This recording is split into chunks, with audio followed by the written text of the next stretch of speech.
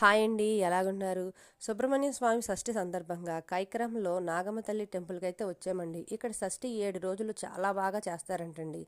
So మేము కూడా first time వచ్చామండి. క్రౌడ్ అయితే మామూలుగా లేదండి, 5 లైన్ల దాకా ఉన్నాయి.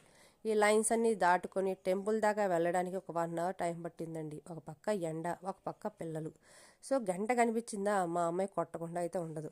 టెంపుల్కి వెళ్ళామంటే గంట కొట్టాల్సిందే, లేకపోతే అది టెంపుల్ కాదని దాని ఫీలింగ్ అనమాట.